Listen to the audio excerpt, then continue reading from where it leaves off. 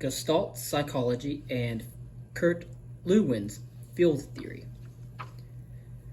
The ideas of the Gestalt psychologist contradicted much of the academic tradition of German psychology.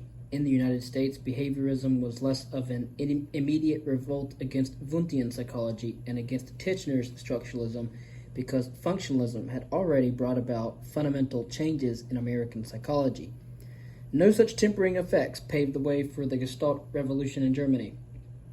There, the pronouncements of the Gestalt psychologist were nothing less than heresy. Like most revolutionaries, the Gestalt leaders demanded a complete revision of the old order. After Wertheimer initiated the studies on the perception of apparent movement, Gestalt psychologists seized on other perceptual phenomena. The experience of perceptual constancies provided additional support for their views. For example, when we stand in front of a window, a rectangular image is projected onto the retina of the eye. But when we stand to one side, the retinal image becomes a trapezoid. Although, of course, we still perceive the window as a rectangle, our perception of the window remains constant, even though the sensory data or the images projected on the retina change. And so perceptual constancy is a quality of wholeness or completeness in perceptual experience that does not vary even when the sensory elements change. Similarly, with brightness and size constancy, the sensory elements may change, but perception does not. As with apparent movement, the perceptual experience has a quality of wholeness or completeness that is not found in any of the component parts. Thus, there exists a difference between the character of the sensory stimulation and the character of the actual resulting perception. The perception cannot be explained simply as a collection of elements or the sum of the parts. The perception is a whole, a gestalt, and any attempt to analyze or reduce it to elements will in fact destroy it. The word gestalt has caused problems. Unlike functionalism or behaviorism, the term does not clearly denote what the movement stands for. Also, it has no precise English language counterpart, although by now it has become part of the everyday language of psychology. Commonly used equivalents of gestalt are form, shape, and configuration. In Kohler's book, Gestalt Psychology, published in 1929, he noted that the word was used in two ways in German. One usage denotes shape or form as a property of objects. In this sense, Gestalt refers to general properties that can be expressed in such terms as angular or symmetrical, and describes characteristics such as triangularity in geometric figures or tempos in a musical melody. The second usage denotes a whole or a concrete entity that has as one of its attributes a specific shape or form. In this sense, the word may refer to triangles, let us say, rather than to the notion of triangularity. Thus, Gestalt can be used to refer to objects as well as to their characteristic forms. Also, the term is not restricted to the visual or even the total sensory field. It may encompass learning, thinking, emotions, and behavior. It is in this general functional sense of the word that the Gestalt psychologist attempted to deal with the entire province of psychology. So, Gestalt principles of perceptual organization. Wertheimer presented the principles of perceptual organization of the Gestalt school of psychology in a paper published in the year 1923. He asserted that we perceive objects in the same way we perceive apparent motion, as unified wholes rather than the clusters of individual sensations. These Gestalt principles are essentially rules by which we organize our perceptual world. One underlying premise is that perceptual organization occurs instantly, whenever we sense various shapes or patterns. The discrete parts of the perceptual field connect, uniting to form structures distinct from their background. Perceptual organization is a spontaneous and inevitable phenomenon whenever we look or listen. Typically, we do not have to learn to form patterns. as the associationist once claimed, although some higher level perception, such as labeling objects by name, does depend on learning.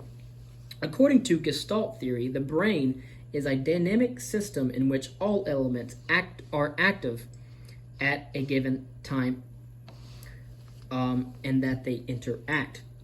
The visual area of the brain does not respond separately to individual elements of visual input, connecting these elements by some mechanical process of association. Rather, the elements that are similar or close together tend to combine, and elements that are dissimilar or farther apart tend not to combine. Several perceptual organizational principles are listed as follows and are illustrated as a result. The first is proximity. Parts that are close together in time or space appear to belong together and tend to be perceived together. For example, you could see circles in 3 double columns rather than as one large collection. Then second, there is continuity. There is a tendency in our perception to follow a direction, to connect the elements in a way that make them seem continuous or flowing in a particular direction. For example, you may tend to follow the columns or small circles from top to bottom. Then third, there is similarity. There are similar parts that tend to be seen together as forming a group. So you may see circles and dots that each appear to belong together, and then you tend to perceive rows of circles and rows of dots instead of actual columns. Fourth is closure. There is a tendency in our perception to complete incomplete figures, to fill in gaps. So you might perceive 3 squares even though the figures are incomplete. There is simplicity. We tend to see a figure as being as good as possible under the stimulus conditions. The Gestalt psychologist called this pragnas, or good form. A good Gestalt is a symmetrical, simple, and stable, and one in that it cannot be made of simpler or more orderly. It cannot be made simpler or more orderly. The squares, for example, are good Gestalts because they are clearly perceived as complete and organized. Then sixth, we have figure ground. We tend to organize our perceptions into the object being looked at, the actual figure, and the background against which it appears, the ground. The figure seems to be more substantial and to stand out from its background. So you could have the figure and the ground that can be reversible, for example. You may see 2 faces, or you may see a vase, depending on how your perception is organized. These organizing principles do not depend on higher mental processes or past experiences, but are present in the stimuli themselves. Wertheimer called them peripheral factors, but he also recognized that central factors within the organism influence perception. For example, we know that the higher mental processes of familiarity and attitude can affect perception. In general, however, the Gestalt psychologist focused more on the peripheral factors of perceptual organization than on the effects of learning or experience. So to recapitulate, we have proximity. These are the perceptual organizational principles. We have proximity, continuity, similarity, closure, simplicity, and figure ground. So, Kohler's research on the intelligence of chimpanzees was conducted in and around the animals' cages. They involved simple props such as bars of the cages used to block access, bananas, sticks for drawing bananas into cages, and boxes on which to climb to reach fruit suspended from the ceiling. Consistent with the Gestalt view of perception, Kohler interpreted the results of his animal research in terms of the whole situation and the relationships among the stimuli. He considered problem solving to be a matter of restructuring the perceptual field. In one study, a banana was placed outside the cage, and a string attached to the banana led into the cage. The ape grasped the string and pulled the banana into the cage with little hesitation. Kohler concluded that in this situation, the problem as a whole was easy for the animal to perceive. If several strings led from the cage in the general direction of the fruit, however, the ape would not recognize instantly which string to pull to get the banana. This indicated to Kohler that the total problem could not be envisioned clearly by the animal. In another study, a piece of fruit was placed outside the cage just beyond the chimp's reach. If a stick was put near the bars of the cage in front of the fruit, the stick and the food would be perceived as part of the same situation, and the animal would quickly use the stick to bring the fruit into the cage. If the stick was placed at the rear of the cage, however, then the two objects, the stick and the banana, were less likely seen as part of the same problem. In this case, a restructuring of the perceptual field was actually necessary for the chimp to solve the problem. Another experiment involved positioning a banana outside the cage beyond reach and placing two hollow bamboo sticks inside the cage. Each stick by itself was too short to retrieve the fruit. To reach the banana, the animal had to push the sticks together, inserting the end of one into the end of the other to make a stick of sufficient length. Thus, to solve the problem, the animal had to visualize a new relationship between the two sticks. Of course, the following passages from Kohler's books would describe other studies and observations on learning in chimps. Kohler discussed their efforts to learn to use implements to retrieve food.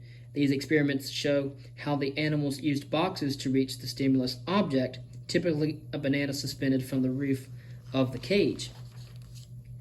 Note, however, that the non-technical language that Kohler uses to describe his work, he focuses on the personalities of his chimpanzees and their individual differences. He used no formal experimental design or measurement. He used no rigorous experimental treatment. He used no control group or statistical analysis.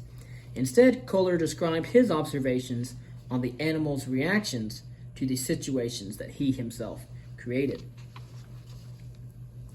A comment on Kohler is that Kohler interpreted his studies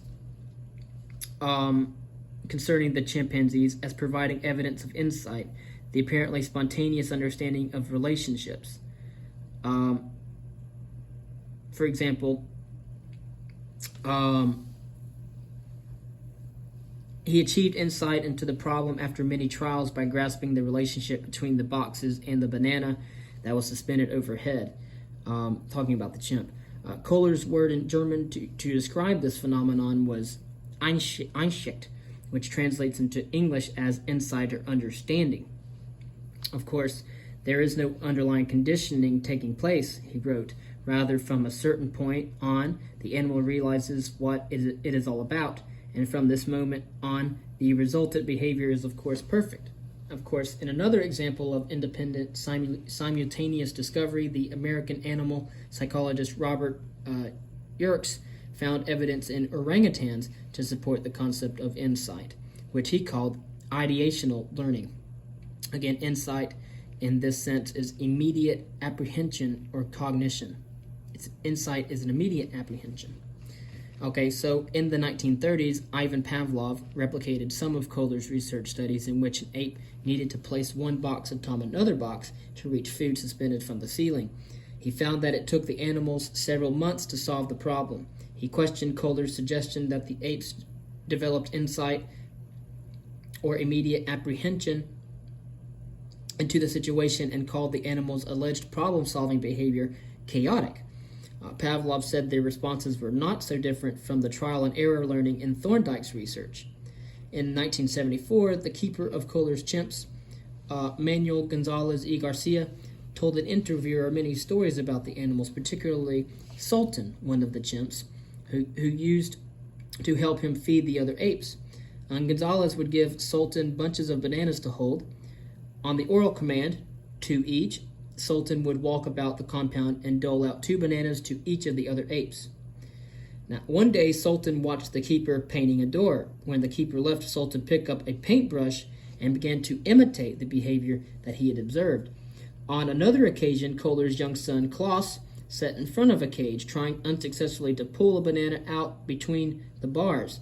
Sultan, inside the cage and apparently not hungry, turned the banana 90 degrees so it would fit between the bars, whereupon Kohler told his son that Sultan was smarter than he was. So, once Sultan encouraged Klaus to climb to the top of a tree, the boy refused to come down despite his angry father's commands. When Klaus finally came down, Kohler grabbed him, pulled down his shorts, and spanked him. Not long after that, Sultan snuck up on Kohler himself and pulled down his pants from behind. Some 70 years later, Klaus recounted that story for an interviewer, his eyes twinkling with impish delight.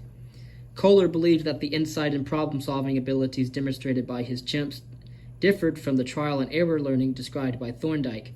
Kohler criticized Thorndike's work, arguing that its experimental conditions were artificial and allowed the research animals to display only random behaviors. Kohler said that the cats in Thorndike's puzzle box could not survey the entire release mechanism, which was all the elements pertaining to the whole situation, and thus could make only trial-and-error responses. Similarly, a rat in a maze could not see the overall pattern or design of the maze, but only each alley as it was encountered. Therefore, they could do little but try one path at a time. In the Gestalt view, however, the animal must be able to perceive the relationships among the various parts of the problem before insight learning can occur. So they have to have the whole picture. And these studies of insight or immediate apprehension supported the Gestalt psychologist molar or global conception of behavior, as opposed to the molecular or atomistic view promoted by the behaviorists. The research also reinforced the Gestalt idea that learning involves a reorganization or a restructuring of one's psychological environment. On productive thinking in humans, Wertheimer's book on productive thinking, written in 1945 and then published after his death, applied Gestalt principles of learning to creative thinking in human individuals. He proposed that thinking is done in terms of wholes. The learner regards the situation as a whole, and the teacher must present the situation as a whole. You can see the differences from the trial and error method, in which a solution to a problem is hidden, in a sense, and the learner may make many mistakes before hitting on the correct answer. Of course, the cases presented in Wertheimer's book range from children's thought processes in solving geometric problems to the complex cognitive processes of the physicist Albert Einstein developed his theory of relativity. At different ages and at various levels of difficulty, Wertheimer found evidence to support the idea that the whole problem must dominate the parts. He believed that the details of a problem should be considered only in relation to the total situation. Furthermore, problem solving should proceed from the whole problem downward to the parts, not the reverse. In a classroom setting, for example, if a teacher arranges or organizes the elements of a word or a number of exercises into meaningful wholes, then students will more easily display insight and grasp the problems and solutions. Wertheimer showed that once the basic principle of a solution had been understood, that principle could be transferred or applied to other situations. He challenged traditional educational practices at the time, such as mechanical drill and rote learning, which derived from the associationist approach to learning. He found repetition to be rarely productive and cited as evidence a student's inability to solve a variation of a problem when the solution had been learned by rote rather than grasped by insight or immediate apprehension. He agreed, however, that facts such as names and dates should be learned by rote through association strengthened by repetition. Thus, he conceded that repetition was extremely useful for some purposes, but that it could lead to mechanical performance rather than to an actual understanding or to creative or productive thinking. Isomorphism. Having established to their satisfaction that humans perceive organized wholes rather than collections of individual sensory elements, Gestalt psychologists shifted their focus to the brain mechanisms involved in perception. They attempted to develop a theory about the underlying neurological correlates of perceived gestalts. The cerebral cortex was depicted as a dynamic system in which the elements active at any given time interact. This idea contrasts with the machine-like conception that compares neural activity to a telephone switchboard, mechanically linking sensory inputs according to the principles of association. In this associationist view, the brain operates passively, incapable of actively organizing or modifying the sensory elements it receives. This later theory also implies a direct correspondence between the perception and its neurological counterpart. From his research on apparent movement, Wertheimer suggested that the brain activity is a configural whole process. Because apparent motion and actual motion are experienced identically, the cortical processes for apparent and actual motion must be similar. it follows that corresponding brain processes must be operating. In other words, to account for the phi phenomenon, which we have discussed in the earlier reading, there must be a correspondence between the psychological or conscious experience and the underlying brain experience. This idea is called isomorphism. It is a principle already accepted in biology and chemistry. For example, isomorphism is the doctrine that there is a correspondence between psychological or conscious experience and the underlying brain experience. So, Gestalt psychologists likened a perception to a map, like a map made by a cartographer, in that it is identical, or iso, in form or shape, which is morph, to what it represents. So it is identical in shape to what it represents without being a literal copy of the terrain, therefore isomorph. However, the perception does not serve as a reliable guide to the perceived real world.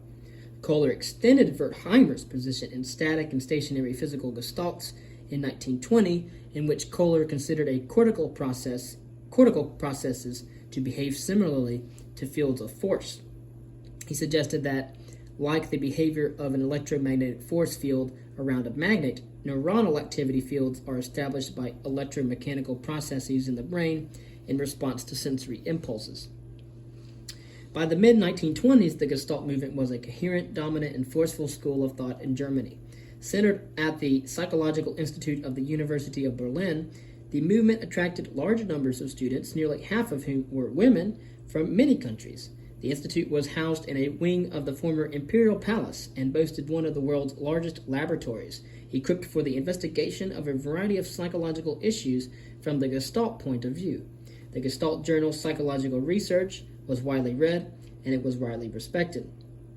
However, after the Nazis seized power in Germany in 1933, their anti-intellectualism, anti-Semitism, and repressive actions forced many scholars, including the founders of the Gestalt school itself, to leave the country. The core of Gestalt psychology shifted to the United States, spreading through personal context as well as published works. Even before the school's formal founding, many American psychologists had studied with its future leaders and had absorbed their ideas. A few books by Kafka and Kohler had been translated from German into English and reviewed in American psychology journals. A series of articles by the American psychologist Harry Helson in 1926, published in the American Journal of Psychology, and also helped to spread Gestalt theory within the United States. Kafka and Kohler visited the United States to lecture at universities and conferences. Kafka gave 30 talks in 3 years, and in 1929, Kohler was a keynote speaker at the 9th International Congress of Psychology at Yale University. The other keynote speaker at the time was Ivan Pavlov, as you know, a Russian psychologist who was sped on by one of Robert Yerkes's chimps. So, Gestalt psychology was attracting attention in the United States, but for several reasons its acceptance as a school of thought came slowly. First, behaviorism was at the peak of its popularity in the United States. Second, there was the language barrier. The major Gestalt publications were in German, and the need for translation delayed full and accurate dissemination of the Gestalt viewpoint, because many Americans did not know German. Third, as noted by many psychologists at the time, they simply just incorrectly believed that Gestalt psychology dealt only with perception. And then fourth, the founders Wertheimer, Kafka, and Kohler settled at small colleges in the United States that did not have graduate programs, and so that it was therefore difficult for them to attract disciples to carry on their ideas. And fifth, and the most important, however, was that American psychology had advanced far beyond the ideas of Wundt and Titchener, which the Gestalt psychologists were opposing. So it didn't really make sense to them. Behaviorism was already at the second stage of American opposition. Hence, American psychology was much further removed from Wundt's elementalistic position than was German psychology. American psychologists believed that Gestalt psychologists were fighting an enemy that they had already beaten. The Gestalt psychologists came to America protesting something that was no longer of any concern. This situation was hazardous for the survival of the Gestalt school. And as we have seen, continuing evidence throughout history indicates the revolutionary movements need something to oppose. Even Socrates and Plato needed the sophists to oppose in order to advance their views, something to push against if they expect to be successful in promoting their ideas. But initially, the Gestalt psychologists arriving in the United States found little to oppose. When Gestalt psychologists became aware of the trends within American psychology, they readily spied their new target. If it were pointless to protest Wundtian psychology, already vanquished from American psychology, then they should attack the reductionistic qualities typical of the behaviorist school of thought. So the Gestalt psychologists argued that behaviorism, like Wundt's psychology, also dealt with artificial abstractions. It made little difference to them whether analysis was in terms of introspective reduction to mental elements, which was the ideas of Wundt, or objective reduction to conditioned stimulus response, or SR units, which was the idea of Watson. The result was the same, a molecular instead of a molar approach. Gestalt psychologists also disputed the behaviorist denial of the validity of introspection and their discarding of any recognition of consciousness. Kafka charged that it was senseless to develop a psychology without consciousness, as behaviorists had done, because that meant psychology would be restricted to little more than a collection of animal research studies. The battles between Gestalt and behavioral psychologists grew emotional and personal when Clark Hull, E.C. Tolman, Wolfgang Kohler, and several other psychologists went out for a few beers after a scientific meeting in Philadelphia in 1941. Kohler said he had been told that Clark Hull used the insulting phrase, "those goddamn Gestalters," in his classroom lectures. Embarrassed by this revelation, Clark Hull said that he hoped that scientific disagreements would not be turned into personal attacks. Kohler replied that he was willing to discuss most things in a logical and scientific manner, but when people try to make man out to be a kind of slot machine, then he would fight. He slammed his fist on the table with the resounding smack to emphasize his point. Although the founders of the Gestalt psychology school of thought fled wartime Germany, some of their disciples remained there through the Nazi regime era, which ended with Germany's defeat, obviously, by the Allies in 1945. Of course, these adherents to the Gestalt position continued to conduct research, focusing on studies in vision and depth perception. Kohler's Psychological Institute remained in operation at the University of Berlin, though, like all German universities at the time, it no longer was characterized by openness of an inquiry and academic freedom. An American visitor to the Institute in 1936 commented on the utter barrenness of the intellectual climate of this former stronghold of the Gestalt school. The research activities of most German psychologists during the Second World War were directed toward the war effort, primarily the assessment of military personnel. Practical and applied research took precedence over pure science and theory construction. Then enters Kurt Lewin, who was born in 1890 and died in 1947. He is often known for what is called field theory.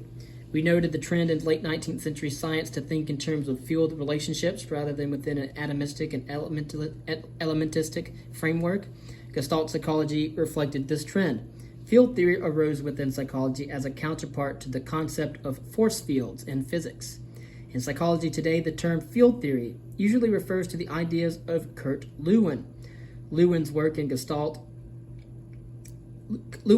Gestalt in his orientation, but extends far beyond the orthodox Gestalt position to include human needs, personality, and social influences on behavior.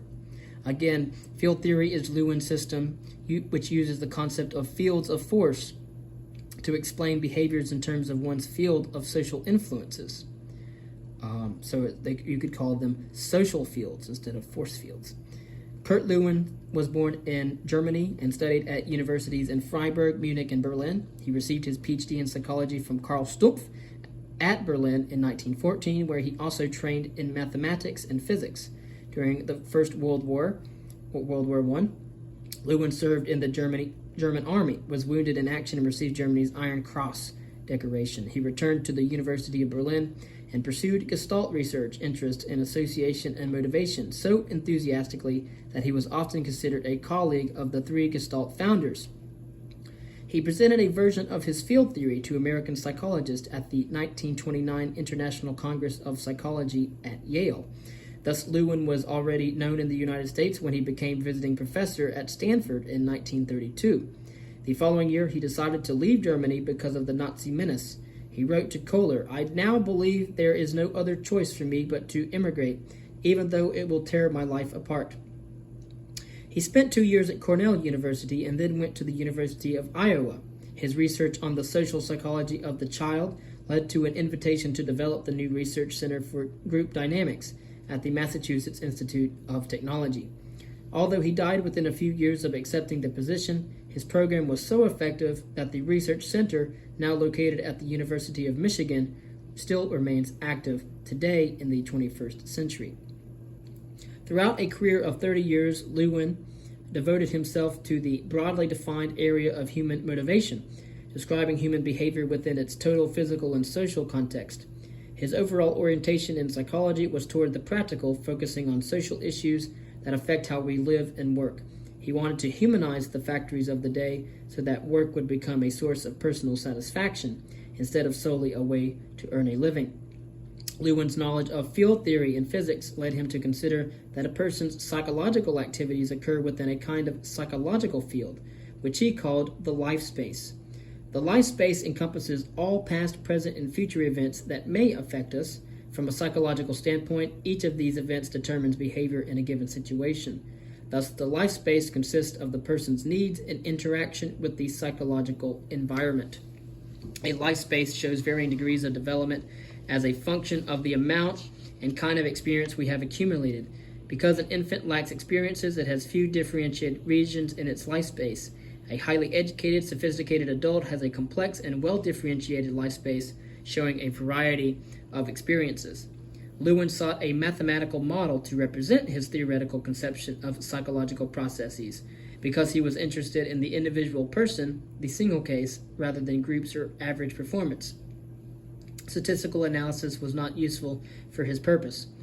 He chose topology, a form of geometry, to diagram the life space, showing at any given moment a person's possible goals and the paths leading to them. Within his topological maps, which he used to diagram all forms of behavior in psychological phenomena, Lewin used arrows, what he called vectors, to represent the direction of a person's movement towards a goal. He added the notion of weighting these choices, or valences, to refer to the positive or negative value of objects within the life space. Objects that are attractive or that satisfy human needs have a positive valence. Objects that are threatening have a negative valence. His diagrams were sometimes referred to as a blackboard psychology. In the simple example presented, a child wants to go to the movies but is forbidden to do so by his or her parents. The ellipse represents the life space. The variable C would represent the child. An arrow would be the vector indicating that C is motivated toward the goal of going to the movie, which has a positive value. The vertical line would be a barrier to the goal established by the parents, and it has a negative valence. If you want to look up what this would look like, you can look up this online. But in any case, Lewin proposed a basic state of balance or equilibrium between the person and the environment. Any disturbance of this equilibrium leads to tension, which in turn leads to some action in an effort to relieve the tension and restore the balance. Thus, to explain human motivation, Lewin believed that behavior involves a cycle of tension states, or need states, followed by activity and relief. So, an early experiment to test this proposition was performed in the year 1927 by one of his students. Subjects were given a series of tasks and allowed to finish some of the tasks, but were interrupted before they could complete other tasks. Lewin made the following predictions. First, he made the prediction that a tension system develops when subjects are given a task to perform. When the task is completed, the tension is dissipated. If the task is not completed, the persistence of tension results in a greater likelihood that the subjects will recall the tasks. The results confirmed the predictions. The subjects remembered the uncompleted tasks more readily than they recalled the completed tasks. This effect has since become known as the Zeigarnik effect. The Zeigarnik effect is the tendency to recall uncompleted tasks more easily than completed tasks. Lewin's inspiration for this research on motivation came from watching a waiter in a cafe across the street from the Psychological Institute in Berlin. One evening, while meeting at the cafe with some of his graduate students, someone expressed amazement at the cafe waiter's apparent ability to remember what everyone had ordered without writing anything down. Sometime after they paid, Lewin called the waiter and asked what they had ordered. He replied that he no longer knew. Once the waiter's customers had paid, his task was complete and the tension had dissipated. He no longer needed to remember what everyone had ordered. The outstanding feature of Lewin's social psychology is group dynamics, the application of psychological concepts to individual and group behavior. Just as the individual and his or her environment form a psychological field, so the group and its environment form a social field. Social behaviors result from coexisting social entities such as subgroups, group members, social barriers, and channels of communication. Group behavior at any given time is a function of the total field situation. Lewin conducted studies on behavior in various social situations. A classical experiment involved authoritarian, democratic, and laissez-faire leadership styles among groups of boys, which he conducted in 1939. The results showed that boys in the authoritarian group became very aggressive. Those in the democratic group were friendly toward one another and completed more tasks than those in the other two groups. Lewin's research initiated new ideas of social research and spurred the growth of social psychology. In addition, he emphasized social action research, the study of relevant social problems with the view to introducing changes in society. Reflecting his personal concern about racial injustice, he conducted community studies on integrated housing, equal employment opportunities, and the development and prevention of prejudice in childhood. His work transformed these controversial issues into controlled research studies, applying the rigor of the experimental method without the artificiality of the academic laboratory. Lewin promoted sensitivity training for educators and business leaders to reduce intergroup conflict and develop individual potential. His sensitivity training groups, or T groups, were forerunners of the encounter groups that were extremely popular in the 1960s and 70s of the 20th century. In general, Lewin's experimental programs and research findings are more acceptable to psychologists than many of his theoretical views. His influence on social and child psychology is extremely considerable, and many of his concepts and techniques are still used in studies of personality and motivation in the 21st century. However, interest in his concept of field theory declined after his death. There are critics of the Gestalt psychology school of thought that have charged that the organization of perceptual processes, as in the five phenomenon, was not approached as a scientific problem to be investigated, but treated instead as a phenomenon whose existence was simply accepted. This was like denying there was a problem at all. Further, experimental psychologists asserted that the Gestalt position was vague and that basic concepts were not defined with sufficient rigor to be scientifically meaningful. Gestalt psychologists countered these charges by insisting that in a young science, attempts at explanation and definition may be incomplete, but being incomplete was not the same as being vague. Other psychologists alleged that Gestalt proponents were too occupied with theory at the expense of research and empirical data. Although the Gestalt school assuredly has been theoretically oriented, it also emphasized experimentation and provided a considerable amount of research. Related to this point is the suggestion that Gestalt experimental work was inferior to behavioral psychology research because it lacked adequate controls and its unquantified data were not amenable to statistical analysis. Gestalt psychologists held that because qualitative results took precedence in their system, much of their research was deliberately less quantitative than other schools considered necessary. Much Gestalt research was exploratory, investigating psychological problems within a different framework. Kohler's notion of insight has also been questioned. Attempts to replicate the two-stick experiment with chimpanzees have provided little support for the role of insight in learning. These latter studies suggested that problem solving does not occur suddenly and may depend on prior learning or experience. The Gestalt movement left an indelible imprint on psychology, however. Their work influenced work on perception, learning, thinking, personality, social psychology, cognitive neuroscience, and motivation. In the year 2012 of the 21st century, the German Psychological Society held a centenary celebration to commemorate the 100th anniversary of the publication of Wertheimer's pivotal article on the five phenomenon. Among the speakers was his son, the noted American psychologist Michael Wertheimer, who declared that Gestalt psychology is clearly alive and well in the second decade of the 20th century. Unlike its chief competitor at the time, behaviorism, Gestalt psychology retained a separate identity. Its major tenets were not fully absorbed into mainstream psychological thought. It continued to foster interest in conscious experience as the legitimate problem for psychology during the years when behaviorism was dominant. Again, remember that behaviorism took consciousness out of the question.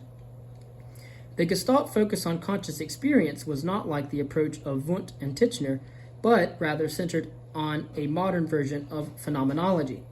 Contemporary adherents of the Gestalt position believed that conscious experience does occur and is a legitimate subject of study. They recognize, however, that it cannot be investigated with the same precision and objectivity as overt behavior. A phenomenological approach to psychology is more widely accepted by European psychologists, however, than it is now in the United States. But its influence can be seen in the American humanistic psychology movement, which we will discuss later. Many aspects of contemporary cognitive psychology also owe their origins to Gestalt psychology.